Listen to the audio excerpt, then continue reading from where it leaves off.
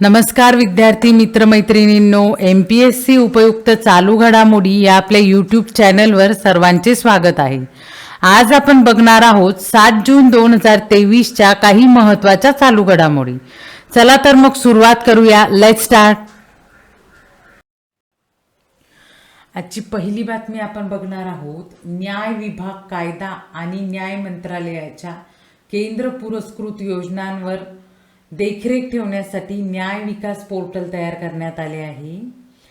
National remote sensing centre NRSC राष्ट्रीय सदूर संवेदन केंद्र इस्रो याच्या सहाय्याने हे पोर्टल तयार केले गेले आहे. न्याय विकासाद्वारे म्हणजेच या पोर्टलद्वारे काय होणार आहे तर न्यायिक पायाभूत सुविधा प्रकल्पांचे अधिक सुलभ वितरण करण्यास मदत होणार आहे.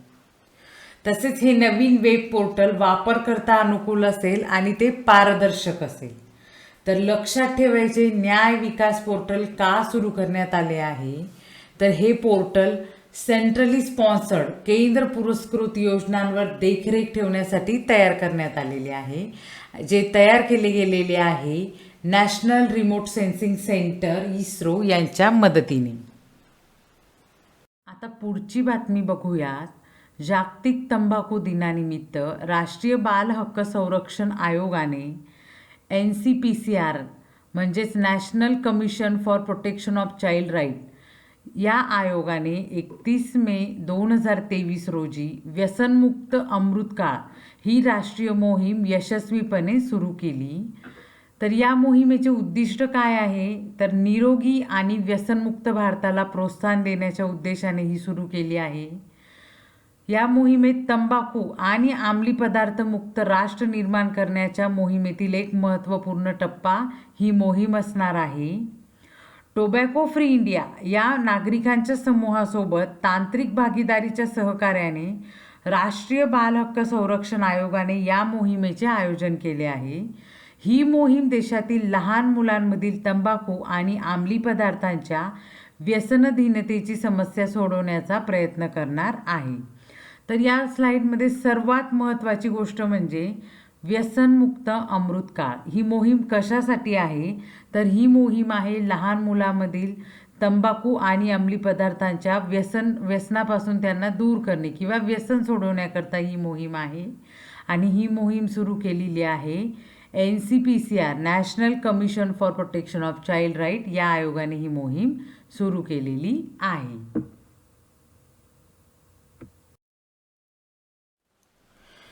बघूयात पुढची बातमी.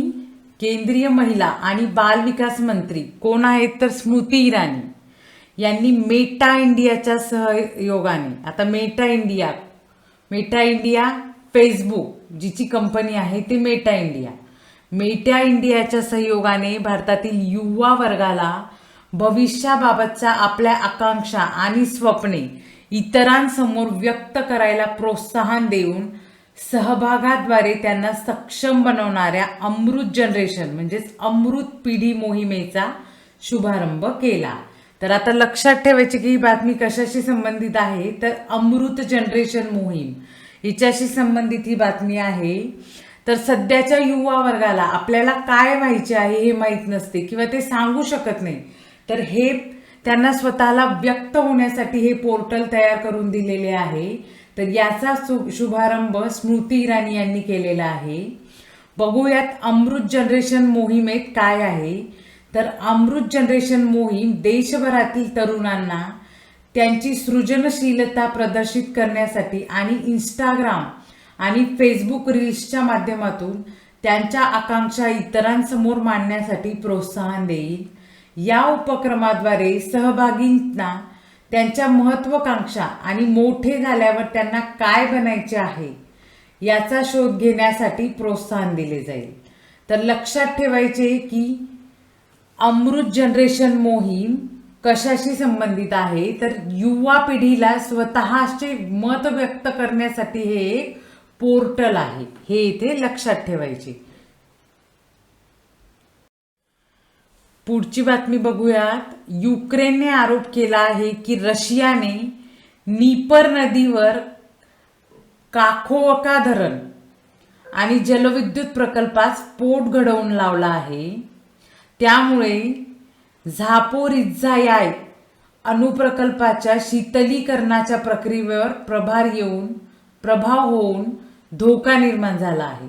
जवळजवळ 22,000 लोकांचे विस्थापन करण्यात आले आहे. धरणाच्या यंत्रणेतून 150 टन तेल नदीच्या पाण्यात मिसळलं जाण्याची शक्यता आहे.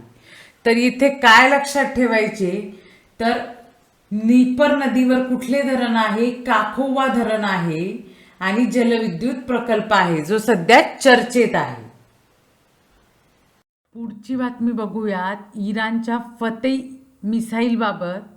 जशी भारताची ब्राह्मोस मिसाईल आहे तसेच इराणने आता स्वतःचे एक मिसाईल तयार केले आहे आणि त्याची सफल परीक्षणही केले आहेत. बघूयात बातमी काय आहे.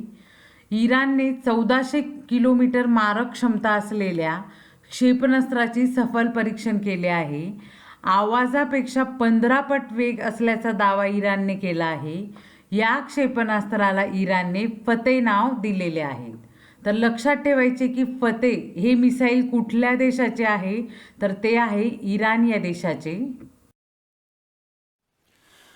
पुढची बातमी बघूयात. जर्मनी आणि भारत या 2 देशांमध्ये टेक्नॉलॉजी ट्रान्सफरद्वारे भारतात 6 AIP एअर इंडिपेंडंट प्रपोल्शन्स म्हणजेच पाणबुड्या तयार करण्याकरता 43,000 कोटी रुपयांचा करार करण्यात आला आहे. यात जर्मनीची थिकेसन मरीन सिस्टम आणि भारताची माझगाव डॉक शिप बिल्डर्स या कंपन्यांचा समावेश आहे. हा प्रकल्प P75I अंतर्गत राबवला जाणार आहे. तर बघूयात P75I म्हणजेच प्रोजेक्ट 75 भारत किंवा इंडिया किंवा P75I. थोडक्यात हे काय आहे, तर डिझेल इलेक्ट्रिक पाणबुड्यांचा नियोजित वर्ग म्हणजे जो येणार आहे त्या वर्गाला P75I या नावाने हे नाव दिले गेलेले आहे, ज्या भारतीय नौदलासाठी बांधल्या जाणार आहेत. आता P75I वर्ग हा भारतीय नौदलाच्या P75 वर्ग पाणबुड्यांचा फॉलो ऑन आहे.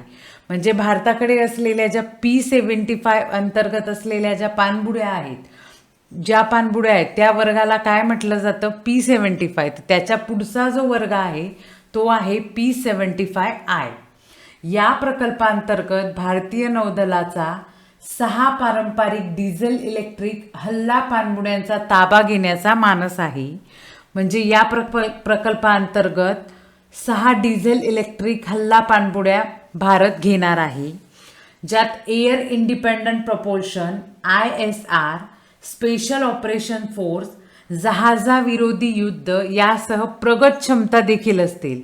तर यात प्रगत क्षमता कुठल्या, तर पाणबुडी विरोधी युद्ध, अँटी सर्व्हिस वॉरफेअर्स, लँड हल्ला क्षमता आणि इतर वैशिष्ट्ये यात असणार आहेत.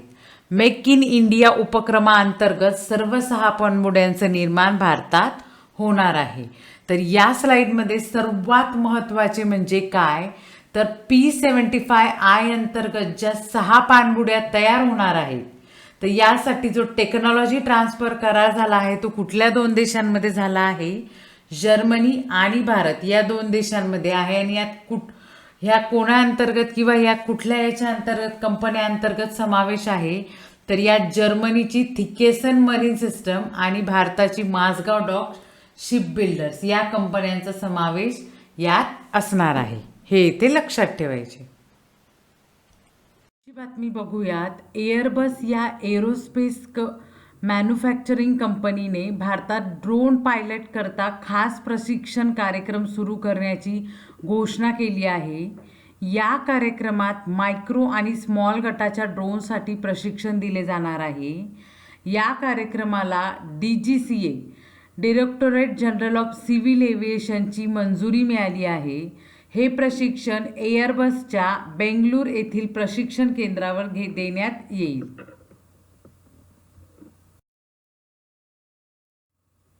पुढची बातमी बघूयात.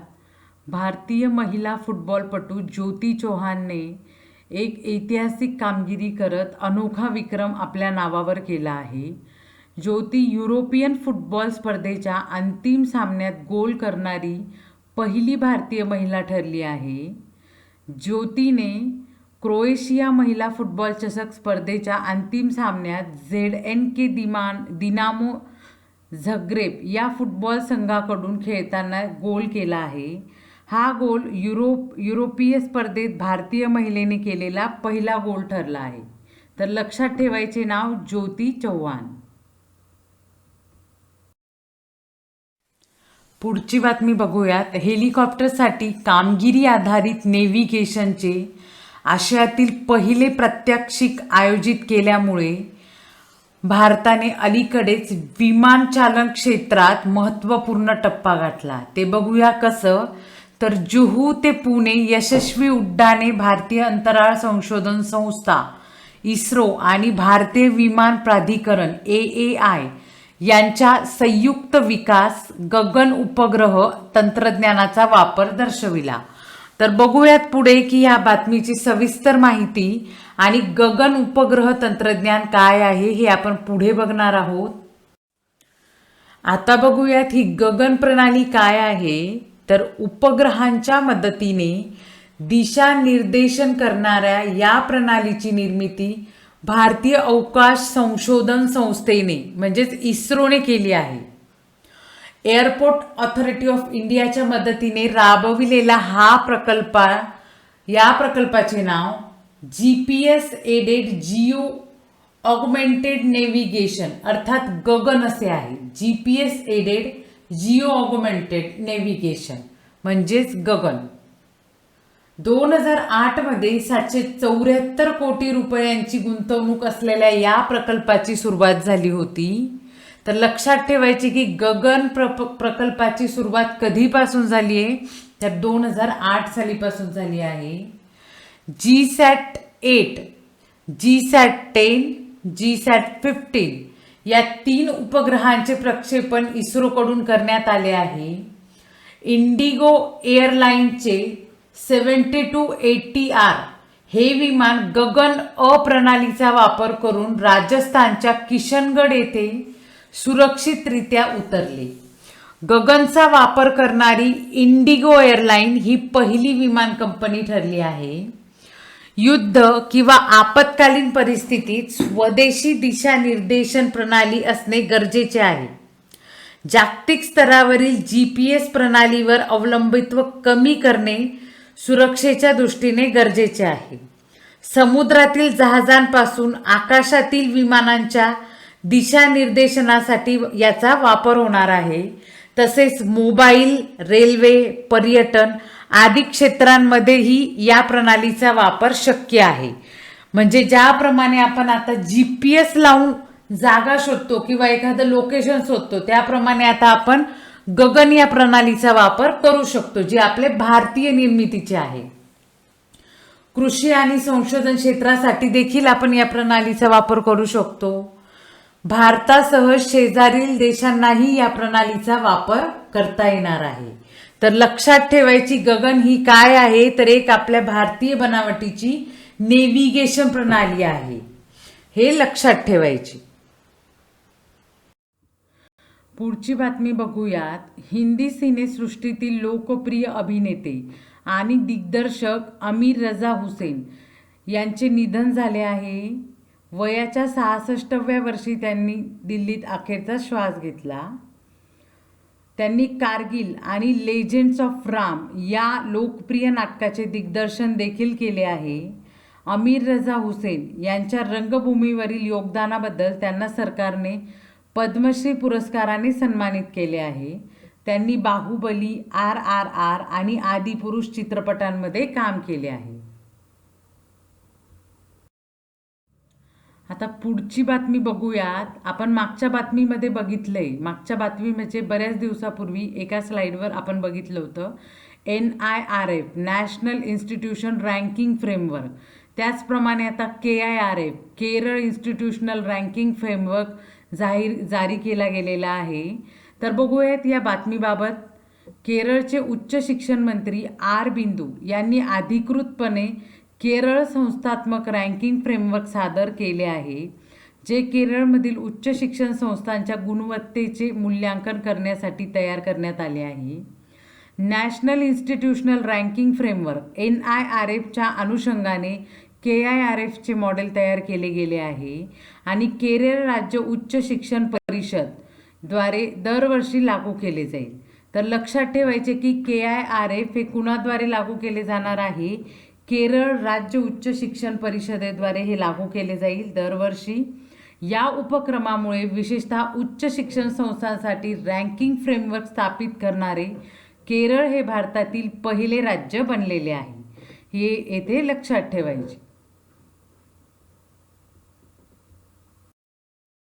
आता पुढची बातमी बघूयात. HDFC बँकेने निमशहरी आणि ग्रामीण भागातील ग्राहकांना उद्देशून एक नवीन उपक्रम सुरू केला आहे, तो म्हणजे विशेष.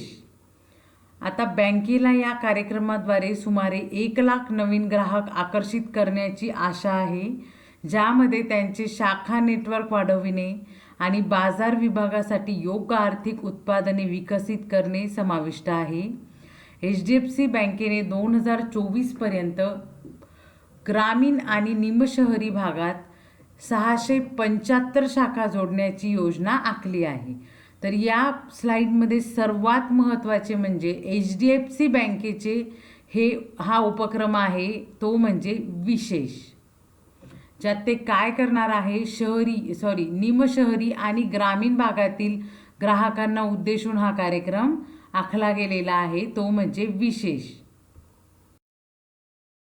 पुढची बातमी बघूयात. एक वन लाईनर आहे. इराणने 7 वर्षापासून बंद असलेली सौदी अरबमधील दूतावास परत सुरू करण्याचे ठरले आहे. चीनच्या मध्यस्थीनेच हे यश मिळाल्याचे मानले जात आहे. पुढची बातमी बघूयात. तब्बल 180 वर्षापेक्षा जास्त परंपरा लाभलेली अश्वशर्यत स्पर्धा 2024 पासून होणार नाही. 2024 होणारी 100वी ग्रँड सिंगापूर गोल्ड कप ही अखेरची स्पर्धा ठरणार आहे. सिंगापूर टर्फ क्लब मार्फत ही स्पर्धा आयोजित करण्यात येते. हा क्लब 1842 स्कॉटिश व्यापारी आणि काही अश्वशर्यत प्रेमींनी मिळून स्थापन केला होता. 2024 नंतर ही जागा सिंगापूर सरकारकडे गृहनिर्माणासाठी जाणार आहे, म्हणून आता 2024 नंतर ही स्पर्धा होणार नाही आहे. जिला 180 वर्षापासून ही स्पर्धा होत आली होती, ती आता 2024 पासून बंद करण्यात आलेली आहे. पुढची बातमी बघूयात. भारतीय नाविक दल आणि DRDO defence research and development organisation यांनी नुकताच वरुणास्त्र हवेतील टॉर्पिडोचे सफल परीक्षण केले. वरुणास्त्र हे नाव वरुण देवावरून प्रेरणा घेऊन दिले आहे. वरुणास्त्र टॉर्पिडो हे DRDO आणि NSTL national science and technology laboratory यांनी संयुक्तपणे विकसित केले आहे. वरुणास्त्रची स्ट्राईक रेंज 40 किलोमीटरपर्यंत आहे. 70 किलोमीटर प्रति तास एवढ्या वेगाने ते प्रवास करू शकते. नंतर 600 मीटर पाण्याखाली ते संचलित होऊ शकते. आता बघूया टॉर्पिडो म्हणजे काय. सिगार आकाराचे म्हणजे लांबट, रॉकेट टाईप लांबट आकाराचे स्वयंचलित अंडर वॉटर क्षेपणास्त्र आहे. हे क्षेपणास्त्र पाणबुडी, पृष्ठभागावरील जहाज किंवा विमानातून प्रक्षेपित केले जाते आणि पृष्ठभागावरील जहाजे आणि पाणबुड्यांशी संपर्क आल्यानंतर स्फोट होण्यासाठी हे डिझाईन केलेले आहे. तर या स्लाइडमध्ये लक्षात ठेवायचे की हे जे नवीन टॉर्पिडो आहे त्याची सफल परीक्षण केले गेले आहे. कोणामार्फत? भारतीय नाविक दल आणि DRDO मार्फत. आणि याला डिझाईन कोणी केले आहे तर DRDO आणि NSTL यांनी संयुक्तपणे. आता NSTL national science and technology laboratory यांनी संयुक्तपणे याला डिझाईन केले आहे. तर हे टॉर्पिडो कुठले आहे? वरुणास्त्र नावाचे हे टॉर्पिडो आहे. हे ते लक्षात ठेवायचे. तर मित्रांनो, ह्या होत्या आजच्या काही महत्त्वाच्या चालू घडामोडी. व्हिडिओ आवडल्यास प्लीज लाईक करा, शेअर करा, सबस्क्राईब करा. थँक्यू.